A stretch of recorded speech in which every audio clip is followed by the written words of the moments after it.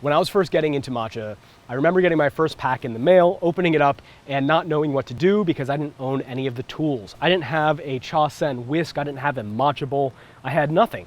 So I was wondering, well, what can I do with this matcha powder to try it and make it at home when I don't have any of the tools? Is it even possible? And the answer is yes. Well, it turns out you don't need any of these fancy tools. So long as you have matcha and a mason jar at home, you have everything you need. So in this video, I'm gonna show you how to make traditional Usucha matcha, which is thin tea matcha. It's the kind that's foamy on top that you think about when you think of matcha at home using just a mason jar. It's really easy, takes only a few seconds, and it actually makes a very tasty matcha. So let's begin.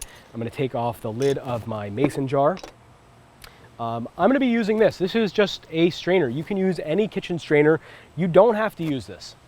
You can leave this part out, but if you use a strainer, whether it's a kitchen strainer or whether it's a specialty matcha strainer, it will help reduce the clumps. One of the things about matcha is it's very similar to hot cocoa. So if you ever put cold milk and hot cocoa, it clumps up, it's hard to combine it. Matcha, that can happen. So if we use a sifter, it helps eliminate that, but you don't really need it. You just have to do more shaking when we get to that step, and I'll show you when we get there. But first off, let's take our matcha. This is Ooika matcha. That's 100% fresh ground, single cultivar, fantastic matcha that we make here in the United States. And we're gonna put 2 grams of matcha in our mason jar or into our strainer. By the way, this is a scoop for the matcha, but guess what? A spoon works just as well. Now I'm going to strain in the matcha powder into my mason jar. And again, if I didn't have a strainer, it would just go right there in the bottom. Okay, there we go. There's our matcha at the bottom of the mason jar.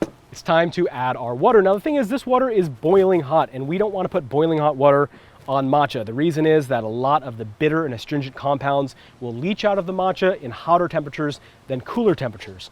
Long story short, if I put boiling water into matcha, it makes it really bitter and astringent. I don't want that. I want it to be nice, smooth, and drinkable, sweet, and savory. So the easiest way to deal with this is just to take your boiling water and put it into a cup or mug, and that will naturally cool it down. What we're looking for is a temperature where it won't burn your fingers as soon as you touch it, where you can put your hand on it for about 2 or 3 seconds before it starts getting uncomfortable. Once it's there, you know it's about 70 to 80 degrees Celsius, which is the temperature that we're looking for. So I'm just gonna give this a little stir, and that feels about good to me. So let's move on to adding our water into the tea. All tea, whether it's matcha or loose leaf tea, Chinese or Japanese tea, is all about the water to tea ratio.